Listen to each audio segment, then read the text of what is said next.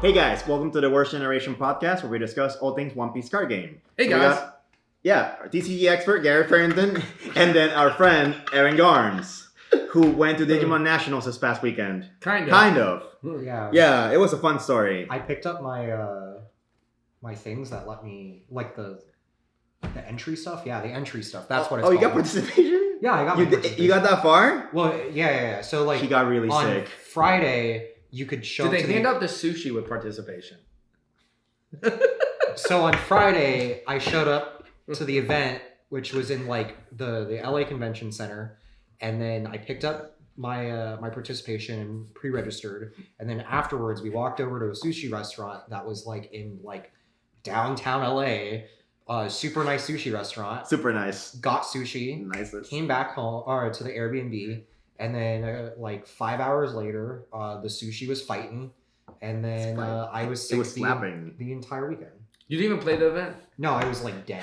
I didn't know if I was gonna make it. He flew all the way to LA, ate sushi, and did nothing else. Yeah. That was You saw Nintendo Land. the biggest excuse to say I scrubbed out. No, he didn't want to scrape. He just didn't want to play. I went undefeated at Diginats. He went undefeated. I went defeated at Diginats. I did not lose a single game. Excellent into his Won as bathroom. many games as you lost. Absolutely, yeah. Hey, at least you got a trip out of it, kind of. I lost 8 hours. He saw the inside of the So Airbnb. unfortunately, we couldn't do a report on the Digimon Nationals because of that. Instead, though, we can talk about what won Houston.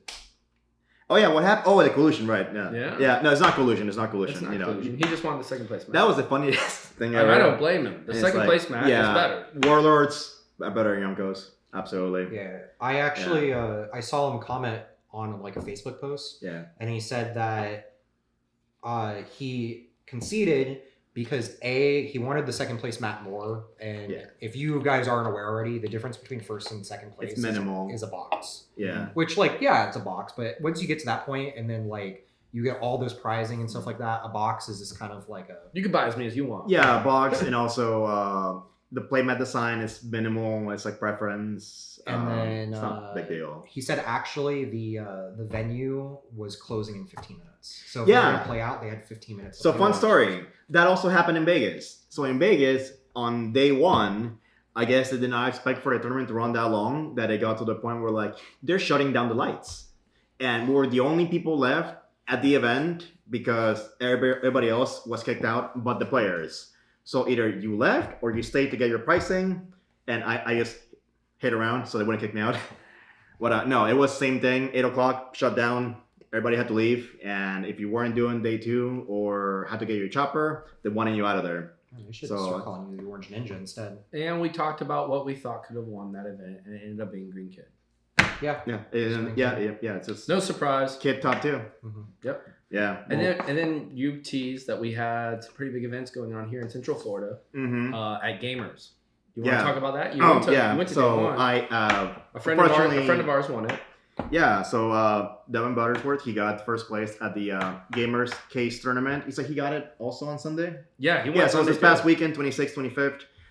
And then it was Case one day, and the next day was a 1K. And Devin Buttersworth, he won both events. With green.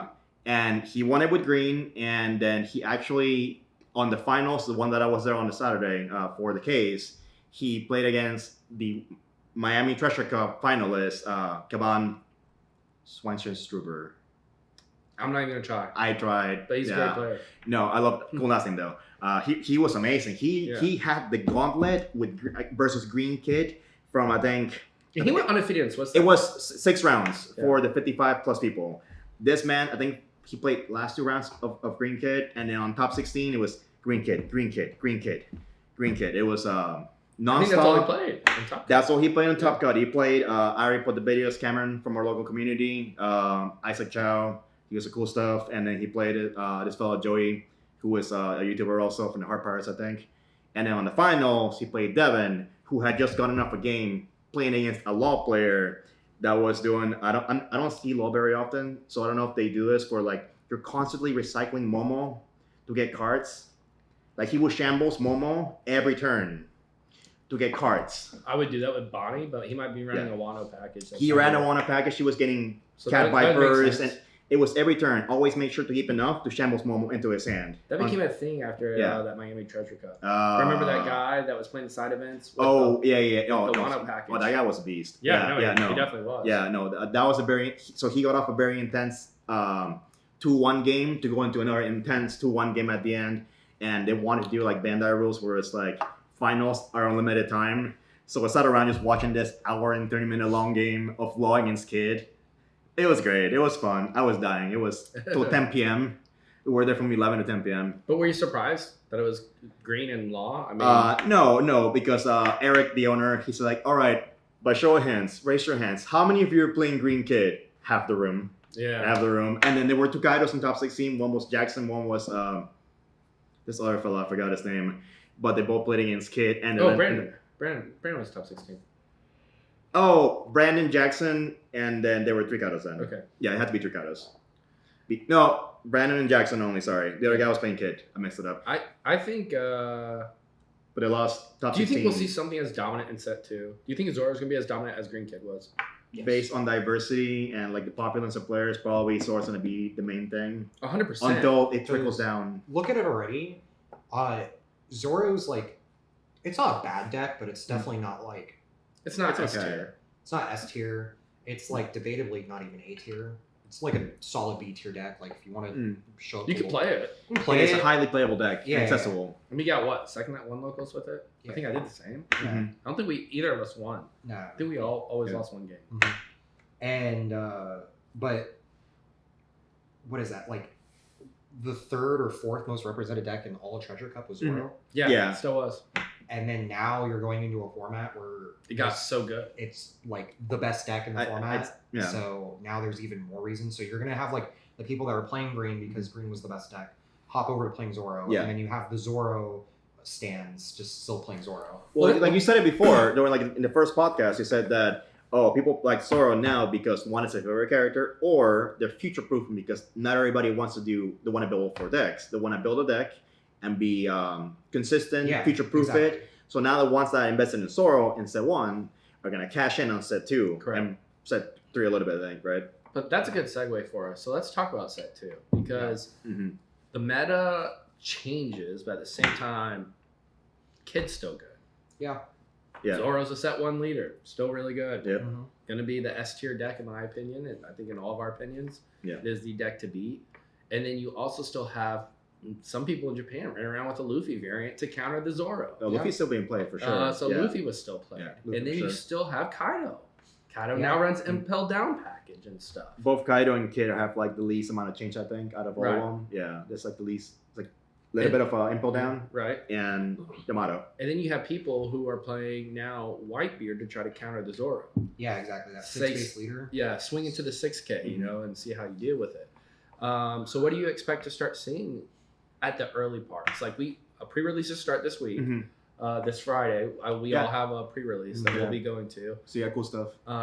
Here in Maitland at Cool Stuff Games. And I know I'm personally looking forward to getting as much Whitebeard stuff as I can. Yeah. I love Mhm. Whitebeard. Yeah. I want to make him work this set. Whitebeard becomes S tier next set. Yo, it won. Set 3, he is so good. Mhm. Yeah. But right now, he's He's it's good. kind of on the fringe line. He's like super good if you see your stuff, Mhm. but it's almost like Kaido. Well, yeah, it's like Kaido. It's like how Kaido was set 1. Go big or go home. You Yeah. either have everything or you have this weird game you're the playing. thing about we talked about it earlier with Whitebeard is like it has the mechanic or the gimmick where it's a high attack and high life, where you lose life every turn. Right. And I was saying, as a judge, it's going to be a pain in the butt because if people forget about life as it is already, they're going to forget about picking up their life at the end of every turn. Uh-huh. And it's going to be like, how do we repair this game state if they forgot for so long? Yeah. So hopefully we have people that are good about it and we have no issues, because that's a really awkward conversation. It's like, hey, you get a game loss. Also, to be honest, it falls on the opponent as well. Yeah, I mean, yeah. If they're not Yeah. if they're not paying attention Absolutely. either, it's just as much their fault. It's Yeah, a when- game state issue. When we were But do you not wanna playtesting win? against each other every like game, there was at least one turn where I was like, pick up your life. That's why, yeah. Yeah, there definitely was. And especially, it's going to be annoying at first because a lot of people have played set 2 already on the sim. Mm-hmm. And the that's for you. sim does it for you. It Thanks, does it Betsy. for You don't have to do any action. The life is automatically put into your hand at the Mhm. end of the turn. Yeah. So it makes you lazy. I mean, Yeah. bottom line, playing the sim will make you a lazy player. It's still great. It's still awesome to get it in games, to get it in reps, all that good stuff. However, the knock is all the mechanics that make the sim so great don't help you when you play matches in real life. Yeah, you forget how to play this game, really. I mean, so we mentioned a little bit of what's carrying over from set 1, what's coming in set 2. There's also Kinemon, which is really good. 8-second viable green leader. Kinemon or Kid? What's our take? I think it's player preference. They're both have their goods and bads. You have I want to play a Kid. Like, honestly, for the most part, you could just swap out your leaders and then the deck. Run the same deck almost. Yeah. Exactly. There might be like a 4-card difference. Yeah. But yeah, both leaders are very solid option. I felt like in playtesting, the biggest differences I saw was that Kinemon gave you a stronger early game, but Kid had a stronger late game. Not only that, but by the way, we have some games we're going to be posting for you guys. We did a lot of Whitebeard and Kinemon tonight specifically, but we're going to start posting a lot of gameplay. And when we were testing that, the Whitebeard into the Kinemon, there was one turn where I destroyed your board, one for life, and you were able to recover because of Kinemon's leader ability. And you played down, 4 characters that turn? I played 4 characters that turn. I played down Okiku for 4 mana, and then I played Blocker Pass. Yeah. So, I mean, you recovered just fine. Where you can't do that with every other deck. Oh, and I think you still swung at my leader. Maybe. Because you attached one to your leader and swung into Whitebeard, I think, too. No, I think I swung into that would have been 4. I think you might have swung into my board even. Yeah. But you still had a swing is my point. Yeah. Like, I mean, you have a leader. Yeah, but you can't always do that. I feel like, you know. But then, like, in that regards, like, if you're playing Green Kid and your board gets wiped, you can just fall back on your leader and then double swing. Oh, for sure. But sometimes bodies are more important. Correct. 100%. You know? Yeah. And that's, and like you said, it goes down to play style. Yeah. You know? Both will definitely be viable. So blue? Blue is the weirdest deck of the bunch, in my opinion, because instead of Doflamingo, which I still think can maybe be played, it's weird. It still loses to 8-drop Kid. I don't know how much 8-drop Kid there'll be, though. I think that we're going to see... I think Ivankov probably plays better into Zoro, which is why it got so much success in Japan, because that deck has the capabilities of just dropping its entire hand and then drawing it back constantly, and then keep up with the Zoro fast-paced gameplay. But there is a large inconsistency with that because you're just drawing. That's what I was about to say. You're playing Ivankov is this set's Kaido 100%.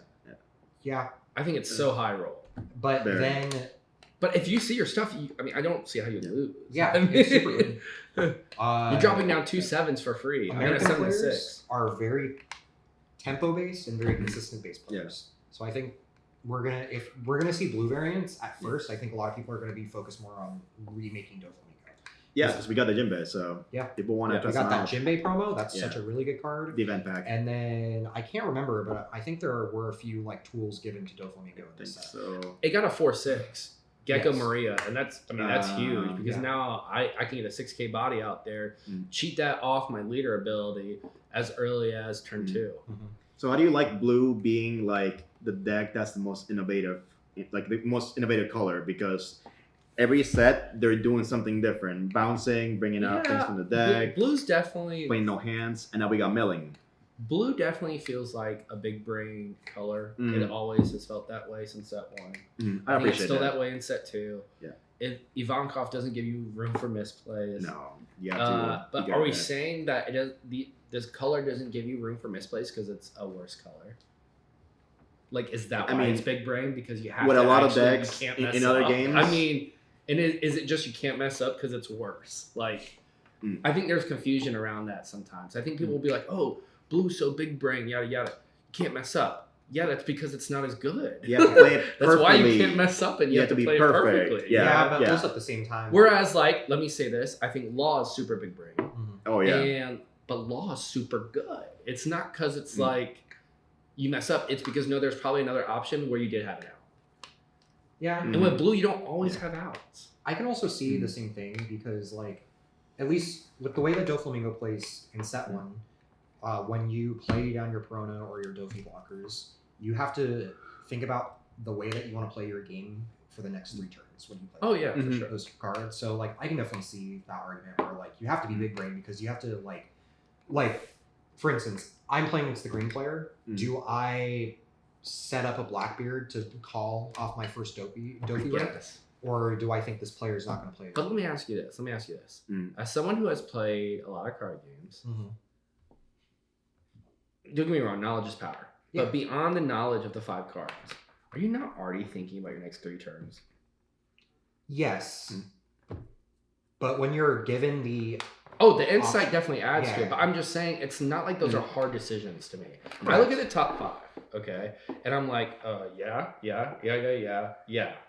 And then if you've played a lot of cards, you're not going to forget those cards. I mean, you just start to know those things. That's all I'm saying. But for Ivanka of the set, instead of playing for the next turns, you're always playing for the one now. The now. Yeah. And early game, you're going to be setting up for I need to be able to get down because I need to be able to do this combo. Your 7 curve. Yeah. Yeah. And It's your then 7 curve. after the 7 curve, you always have to be just kind of like, this is how I'm playing. Mhm. What is this is what I was given. What can I do with this? Yeah. You know? So every turn is constantly because some players need the okay, so I'm gonna do this and I'll do this, and in this turn I can play it this way and I can play it like this way in turn 2 and then turn 3 and turn 4. And then players are like, all right, draw 3. What do I do with this?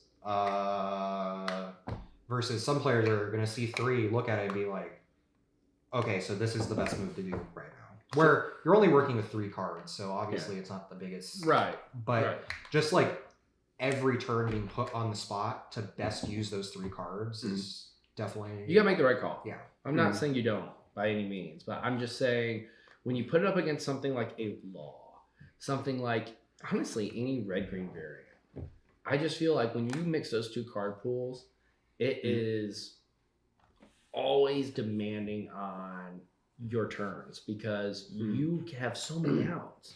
You have so many It's so good. plays. No. There's so many options and things you can do. Yeah, but just saying that because one deck has a really high skill ceiling doesn't take away from the fact that that deck also has really high skill No, I'm not saying that. I'm just saying, is it the skill ceiling because it is not as good? That's what I'm saying. Like, is it because people just want to make blue work? It's like when you go into play like in Yu-Gi-Oh, like a tier 2 deck or something, but you're doing good, playing Infernities, Exactly. Quackimeru or something, and you're winning, but at the same time you play against what- wind-ups or Insectors, you're fucked. What tier would you put blue at? Boy, you really just dated yourself from when you played Yu-Gi-Oh. What tier would you put blue at? Like, give me your 3 tiers.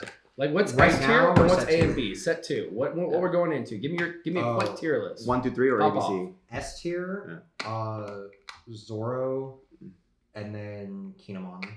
And then A tier is going to be Whitebeard, I put Kid. Smoker there. Kid. Smoker's so weird. I think Smoker's gonna be really good. I have to see more Smoker, but I would be more comfortable putting Smoker into a B tier right now. And then, man, you're really putting me on the spot here. And Yeah. The next deck, based off of just the way that the meta was going with Japan, I want to say Ivankov. And then after that, I want to say then Smoker, and then I don't know, just kind of rambles on from there. I guess Law. Law did really well, actually. Law won events, that's all you kind of. Yeah, maybe Law. Yeah, I guess in B tier. I guess A tier. I want to put Law and Kaido in there. Maybe B tier for Kaido. Yeah, Kaido's weird. It's weird. Yeah. It did good. I would want to play. Oh, it did around- really good early on too, when people were Yeah. still just playing like set 1. Yeah, and they realized, Shirio. Yeah, I mean, I still think Kaido's formidable. Yeah. I think Kaido's a solid option. Mm. Also, it's cheap to build. Right. Yeah. Yeah. No, I mean, you're exactly right. We'll just have to see really where the chips fall and what starts playing in your local meta.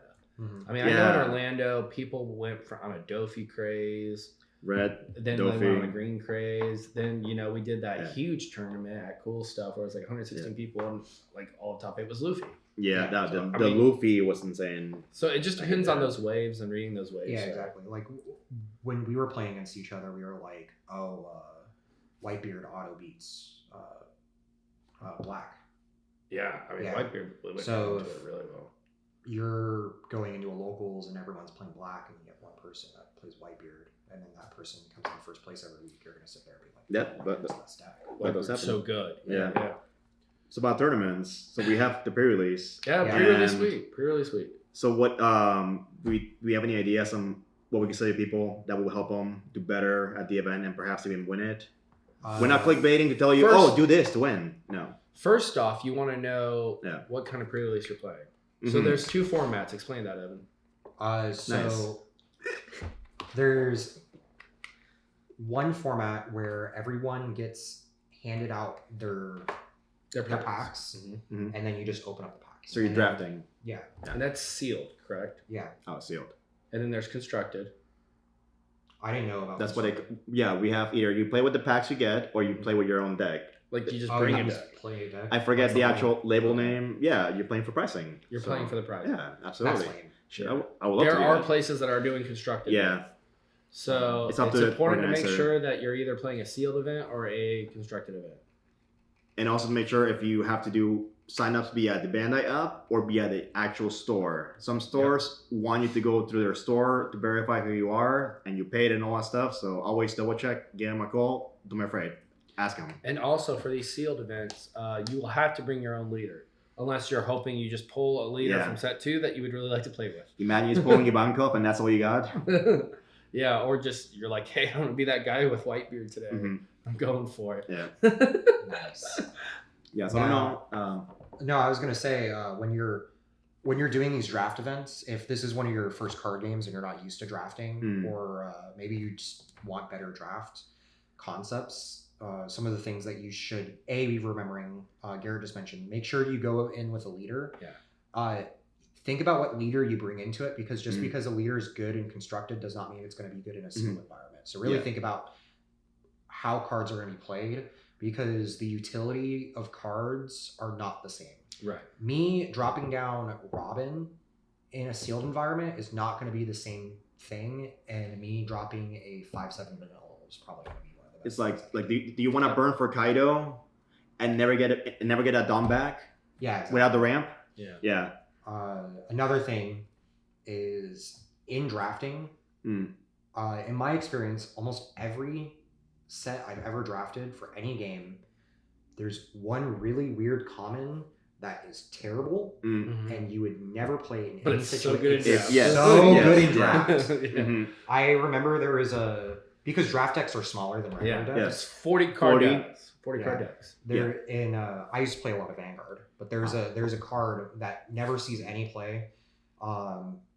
Play it, and then you tap it, and then you take every card on your opponent's board, and then you kill it, and then they have to take the top 5 cards of their deck and randomly play them, Oh, wow. and then it replaces whatever they played. Oh. And then you don't play that because You would never want that in You your would never- constructed deck. yeah, you would never want that in your constructed deck. But people played it because everyone was playing 30 card decks, so you just mill them out with it.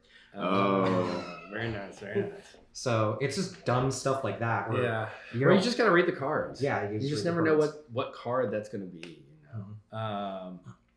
It's even like that dumb 1-drop Whitebeard I was playing against you tonight. Mhm. Like that's like a dumb card that could be good in draft, where it's like, Yeah. oh, I can attack active characters, and it was a 1-drop. Whitey for Bay? me, you know? Right. Yeah. Yeah. Yeah. Whitney It was Bay good. or whatever Yeah. she's Yeah. called. Yeah. Bay. So I mean, I don't know. There's always interesting cards like that. You're totally right. Any other draft tips for people out there? Remember that value over card base value is a lot more important. So whenever I'm attacking, using the most, I guess, swinging in for 7 is really, really, really good in draft, and then having just bodies on board. Yeah. Because not just establish for instance in green, you can just be like, oh, I'll wait, and then I'll establish 8 drop, and I'll rest that, and I'll play. You don't defend. have time to be patient. No. You don't have time for that. It's going to be I need to play body. I need to just have a body on board. That's going to be the most important thing. Don't sit there and then be like, okay, so my deck's going to be able to do this and combo with this and this and No. this and That's this. too. No. You want a bunch of cards that independently are good by So themselves. you would say beatdown would be the way to go. Yeah, a beatdown's usually Yeah. the best way to do it. Mm-hmm. But also at the same time, you Mhm. want to have like if you can make those combinations Mhm. happen, Yeah. then go ahead and do it. All right. So real quick, what will be your go-to leader for the Yeah. pre-release? What do you Everyone say? pick one leader. Yeah. Who would you say? What would you recommend to people? Either Zora or Kid. Zoro, okay. Kid too, because double swing is so strong, and especially in the late game, you swing, and hope for the best because RNG. You have to get the cards, so it's RNG. Yeah, regardless, I just want a leader that's going to give me every turn utility. Yeah. So my options would be down to like a Luffy, a Zoro, a Kid. I Yeah. mean, just anything where like every turn I know I'm going to get some amount of value from my leader being here in my deck. Yeah. And Yeah. I think there's, of course, interesting cards like a Crocodile. You know, where you could lift vanillas and like a 5/7 vanilla That'd be in a good too. draft is going to be so good. Yeah. You know? So of course there's interesting things like that, but please don't show up with like King. Please don't show up with Kaido. I mean, Yeah. I mean, please, if you're going to our You place, just sure. wanna smack it on the table like that. Yeah. Also, like, if you want to, just show up with a bunch of them, and then Yeah. after you open up your packs, like, Absolutely. if you get a bunch of packs that are like, or a bunch of cards, and then you're like, oh man, like half my deck says if I have a Dawn equipped to it, and then you're like, I'm gonna play Luffy. You know? Most of the leaders Or are if you, commons, like, so got every Warlord card for some weird reason. Yeah, you know that- what I yeah. mean? That I mean, You just never know what you're going to get, but Mhm. you're able to show up with whatever you want. So Yeah. show up with Or Yeah. if you draft Show for up with your islands, binder. then you can play Kaido. Yeah. what? I Excuse don't me? think that card's in this set, thank No, goodness. bro, chill. Really, I drafted it. Also, guys, one other note before we go away. Yeah. We're at 98 subscribers already. Nice. So That's let's cool. try to get to 100, and then I Yeah. think we should probably do a big giveaway for 100. What do you Yeah, think? we Yeah. should do something like that. Yeah. So subscribe, follow along on all the socials, Yeah. and let's get us to 100 and do a big giveaway for the Yeah, community. 100 and the next milestone each and every time. Absolutely, Yep. yeah. Anything else you guys want to add? We just go in order. Stay sexy. Oh, I thought you were gonna say stay away from shrimp, sushi. What was that? Wow. I got you. Salmon. Oh yeah. What fish do you eat actually? Are you done with all It fish was now? yellowtail and tuna. Oh no. For pre-release, always call and ask to make sure you're actually secure your spot to the pre-release. Don't show up and be like, "Oh, you're screwed." Oh, you yeah. know? Yeah. Make sure you're good to go. Bring some kind of cards. Bring Dawn because And bring money. bring Dawn. Bring money. Have a ride home. Be sure to do that. People just get dropped off and don't get away home. Really need Dawn. Shower. Oh, that's Please nice. shower. Yeah. And I said it in my video the first time. Shower, guys. Don't be that guy. Wash your ass. Exactly, and then pits. But anyways, it was good. Hopefully we come back next week with some smokers in our hands. Yeah, The stamp we'll ones. talk about Yeah. what's it looking like going forward into locals, Mhm. and then literally we have like maybe 1 week of locals and then regional starts. Yeah, I don't feel like playing until I get my full So- set 2 cards. So it's Yeah. gonna be boom, boom, boom, one Yeah. after another, and we'll try to walk you guys through that journey. Mhm. And yeah, that's it Yeah. for this week. Yeah. Well, thank you guys for watching. We'll catch you in the next video. See ya.